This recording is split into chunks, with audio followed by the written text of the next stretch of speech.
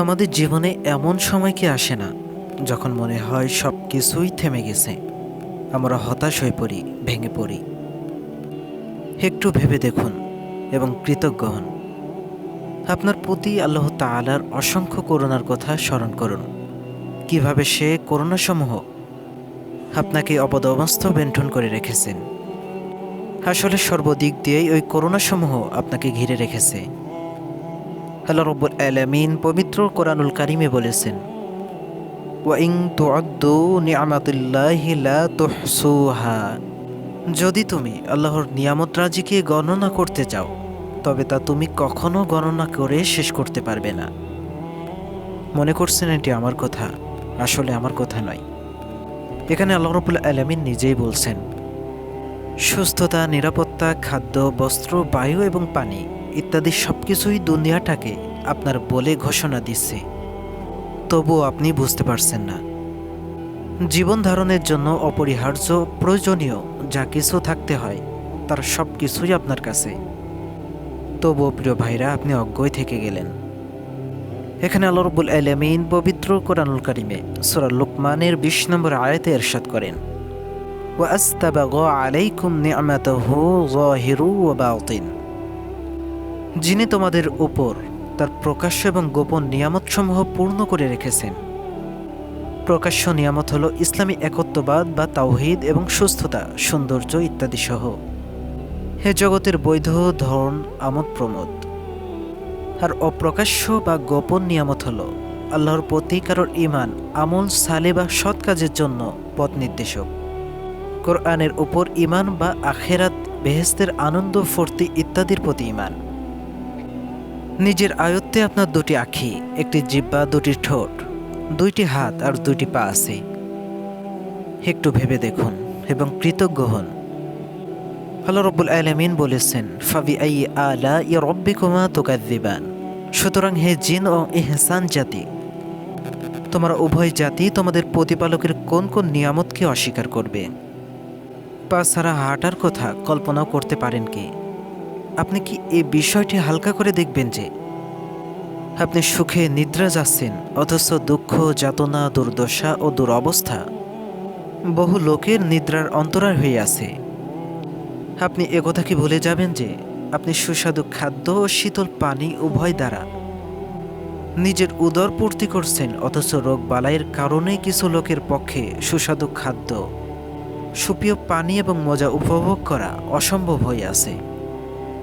আপনার শ্রাবণ শক্তি ও দর্শন শক্তির কথা ভেবে দেখুন। আপনার সুস্থ ত্বকের দিকে তাকান এবং আপনি যে চর্মরোগ থেকে মুক্ত আছেন, এজন্য আল্লাহর কাছে শুকরিয়া জ্ঞাপন করুন। আপনার বিবেচনা শক্তির কথা গভীরভাবে ভেবে দেখুন এবং যারা মানসিক রোগে ভুগছে তাদের কষ্টের কথা একটুখানি মনে করে দেখুন। অহুদ পাহাড় সম স্মরণের বিনিময়ে আপনি কি আপনার শ্রবণ দক্ষ ক্ষমতা বিক্রি করে দিবেন, নাকি আপনার কথা বলার দক্ষতা, ক্ষমতা বিশাল বিশাল অট্টালিকার বিনিময়ে বিক্রি করে দিবেন? আপনাকে প্রচুর অনুগ্রহ দান করা হয়েছে, তবু আপনি তা না জানার ভান করেই আছেন। টাটকা খাবার, শীতল পানি, সুখপ্রবোধ নিদ্রা এবং সুস্বাস্থ্য সত্ত্বেও আপনি হতাশ ও বিষণ্ণ থাকছেন। আপনার যা নেই তা নিয়ে ভাবছেন এবং যা আপনাকে দান করা হয়েছে তা নিমিত্তে কৃতজ্ঞ হওয়ার পরিবর্তে অকৃতজ্ঞ হচ্ছেন। সম্পদের ক্ষতি নিয়ে আপনি বিব্রত, তথাপি অনেক কল্যাণের চাবিকাঠি আপনার হাতেই ন্যস্ত। একটু ভেবে দেখুন ভাই এবং কৃতজ্ঞ হন। আল্লাহ রাব্বুল আলামিন সূরা যারিয়াত আর ২১ নম্বর আয়াতে বলেছেন, ওয়াফি আনফুসিকুম আফালা তুবসিরুন। এবং তোমাদের নিজেদের মধ্যেও আমার নিদর্শন আছে, তাহলে তোমরা কি তা দেখতে পাও না? আপনার নিজের কথা, আপনার পরিবারের কথা, আপনার বন্ধু বান্ধবের এবং আপনার চারিপাশে গোটা দুনিয়ার কথা গভীরভাবে চিন্তা গবেষণা করুন।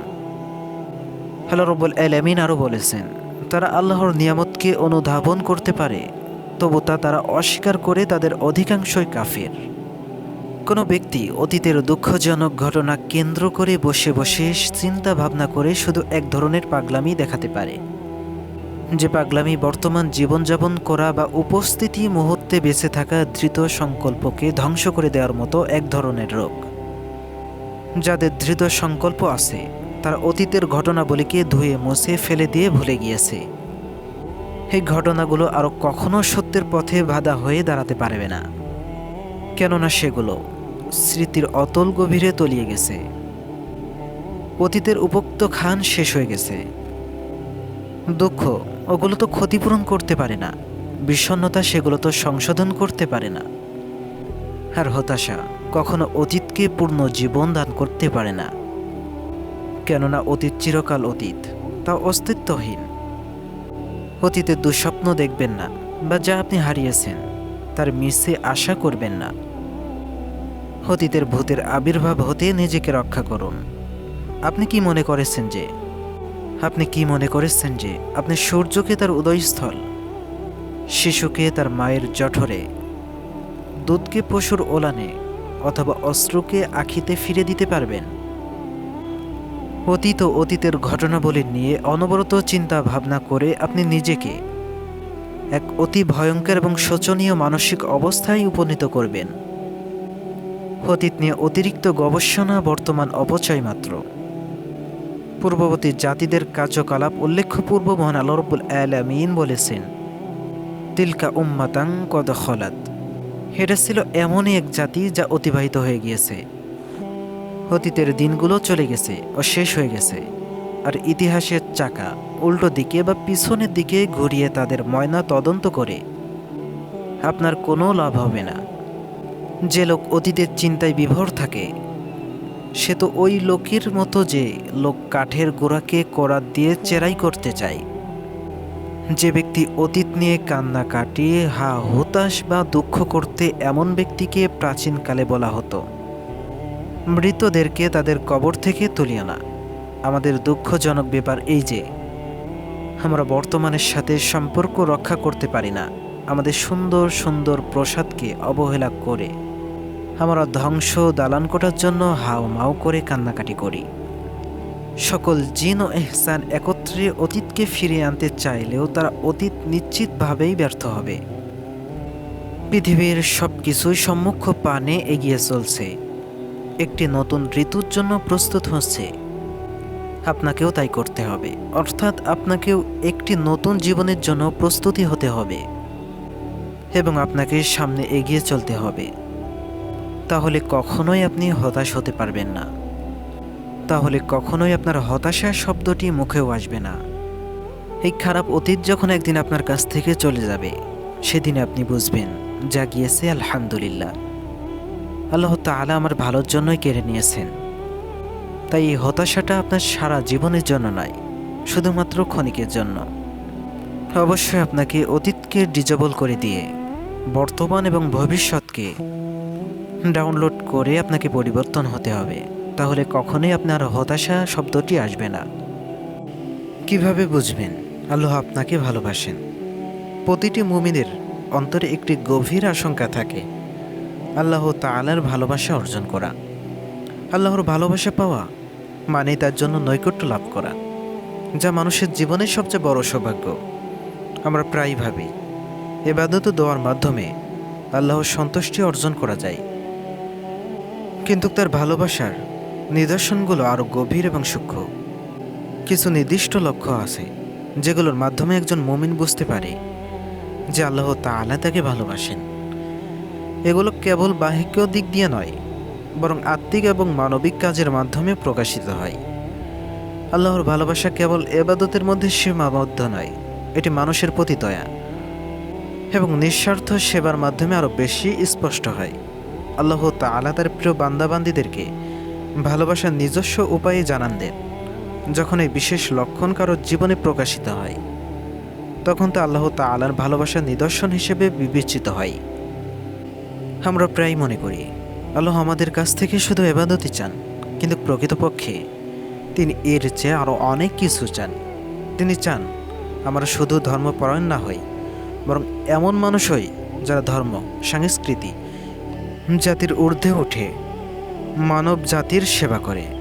ইসলামের মূল ভিত্তি হলো মানবিকতা, দয়া, যেখানে আল্লাহর ধর্মের ঊর্ধ্বে মানবতাকে স্থান দিয়েছেন, আর এটাই ইসলামের সৌন্দর্য। এবার আসল বিষয় আসা যাক, কিছু মানুষ আছে যারা নিজেদের জীবন কঠিন সময়ে থাকলেও অন্যদের সাহায্য করেন। এমন মানুষও আছেন যারা নিজের সমস্যার কথা প্রকাশ্যের বলার পরিবর্তে তা নিজের ভেতরে রাখেন। নিঃসন্দেহে এরা হলেন প্রকৃত মনি, আর আল্লাহ এদের ভালোবাসেন। কিন্তু প্রশ্ন হলো, আল্লাহ তাআলা যদি কাউকে ভালোবাসেন তবে তিনি কিভাবে জানান কি কি লক্ষ্য প্রকাশিত হয়? হযরত আবু হুরায়রা রাদিয়াল্লাহু আনহু থেকে বর্ণিত, তিনি বলেন, রাসূল সাল্লাল্লাহু আলাইহি সাল্লাম বলেছেন, যখন আল্লাহ তাআলা কোনো বান্দাকে ভালোবাসেন তখন জিবরাইল আলাইহিস সালামকে ডেকে বলেন, আমি অমুক ব্যক্তিকে ভালোবাসি, তুমিও তাকে ভালোবাসো। রাবি বলেন, অতঃপর জিবরাইল আলাইহিস সালামও তাকে ভালোবাসতে থাকেন এবং আকাশে ঘোষণা করেন যে আল্লাহ তাআলা অমুক ব্যক্তিকে ভালোবাসেন, তোমরা সবাই তাকে ভালোবাসো। তখন আকাশের অধিবাসীরাও তাকে ভালোবাসতেই শুরু করেন। অতঃপর সেই বান্দার জন্য জমিনে স্বীকৃতি স্থাপন করা হয়। আর যখন আল্লাহ তাআলা কোনো বান্দাকে ঘৃণা করেন তখন জিবরাইল আলাইহিস সালামকে ডেকে বলেন যে আমি অমুক ব্যক্তিকে ঘৃণা করি, তুমিও তাকে ঘৃণা করো। তখন রাবি বলেন, অতঃপর জিবরাইল আলাইহিস সালামও তাকে ঘৃণা করেন এবং আকাশে ঘোষণা করেন যে আল্লাহ তাআলা অমুক ব্যক্তিকে ঘৃণা করেন, তোমরাও তাকে ঘৃণা করো। এবং আকাশবাসীরাও তার প্রতি ঘৃণা পোষণ করেন। অতঃপর তার জন্য জমিনেও ঘৃণা স্থাপন করা হয়। মেশকাত, মুসলিম এবং অসংখ্য হাদিসে এসেছে। বিপদে মুসিবতে সন্তুষ্ট চিত্তে থাকেন এমন বান্দাকে আল্লাহ তাআলা ভালোবাসেন। ইব্রাহিম আলাইহিস সালামের অনেক পরীক্ষা নিয়েছেন মহান আল্লাহ তাআলা। কোরআনে কোথাও বলা হয়নি যে আল্লাহ তাআলা ফিরআউন কিংবা নমরুদের পরীক্ষা নিয়েছেন, বরং তিনি তার ভালোবাসার বান্দাদের পরীক্ষা নিয়ে থাকেন। তাই বহু ঈমানদারের জীবনে আপনার প্রায় দেখবেন দুঃখ, কষ্ট, বিপদ আপদ লেগেই থাকে। এর কারণ ব্যাখ্যা করে রাসূল সাল্লাল্লাহু আলাইহি সাল্লাম বলেন, মুমিনের জন্য দুনিয়া কারাগার এবং কাফিরের জন্য দুনিয়া জান্নাত। আর আল্লাহ তাআলা যখন কোনো সম্প্রদায়কে ভালোবাসেন তখন তাদেরকে পরীক্ষায় ফেলেন। যে তাকে সন্তুষ্ট থাকে তার জন্য আল্লাহ সন্তুষ্ট থাকেন, আর যে তাতে অসন্তুষ্ট হয় তার জন্য আল্লাহ তাআলা অসন্তুষ্টি হয়। কাতাদা ইবনে নুমান রাদিয়াল্লাহু আনহু থেকে বর্ণিত, তিনি বলেন, রাসূল সাল্লাল্লাহু আলাইহি সাল্লাম বলেছেন, আল্লাহ যখন কোনো বান্দাকে ভালোবাসেন তাকে দুনিয়ার প্রাচুর্য থেকে বাঁচিয়ে রাখেন, যেমন তোমাদের কেউ তার রোগীকে পানি স্পর্শ করলে যার অসুবিধা হবে তাতে পানি থেকে বাঁচিয়ে রাখে। আল্লাহ তাআলার ভালোবাসার বান্দাদের সবচেয়ে গুরুত্বপূর্ণ আলামত হলো তাকে আল্লাহ দ্বীনের বুঝ দান করবেন এবং সে অনুযায়ী বেশি বেশি নেক আমল করার সুযোগ দান করবেন। এ সম্পর্কে রাসূল সাল্লাল্লাহু আলাইহি সাল্লাম বলেছেন, আল্লাহ তাআলা যার কল্যাণ চান তাকে দ্বীনের প্রজ্ঞা দান করেন। আল্লাহই দানকারী আর আমি বন্টনকারী। বুখারী, মুসলিম এবং মেশকাত শরীফের হাদিস। অন্য হাদিসে এসেছে, আল্লাহ যখন কোনো বান্দার কল্যাণের ইচ্ছা করেন তাকে মৃত্যুর আগে পবিত্র করেন। লোকেরা জিজ্ঞাসা করল, পবিত্র করেন কিভাবে? তিনি বলেন, মৃত্যুর আগে নেক আমলের তৌফিক দেন, অতঃপর তার উপর তার মৃত্যু ঘটান। আনাস রাদিয়াল্লাহু আনহু থেকে বর্ণিত অপর হাদিসে রাসূল সাল্লাল্লাহু আলাইহি সাল্লাম বলেন, আল্লাহ তাআলা যখন তার বান্দার সম্পর্কে কল্যাণের ইচ্ছা করেন তখন তাকে আমল করতে দেন। বলা হলো, হে আল্লাহর রাসূল সাল্লাল্লাহু আলাইহি সাল্লাম, কিভাবে তিনি আমল করতে দেন? তিনি বলেন, মৃত্যুর আগে তিনি তাকে নেক আমলের তৌফিক দান করেন। তিরমিজি এবং মিশকাত শরীফের একটি হাদিস। আর একটি হাদিসে এসেছে, আল্লাহ যখন কোনো বান্দার কল্যাণ চান তখন সে বান্দাকে সুমিষ্ট করেন। জিজ্ঞাসা করা হলো, সুমিষ্ট কি? তিনি বললেন, মৃত্যুর আগে ভালো কাজ তার জন্য উন্মুক্ত করে দেন, অতঃপর তার উপরই মৃত্যু দান করা হয়। সুবহানাল্লাহ।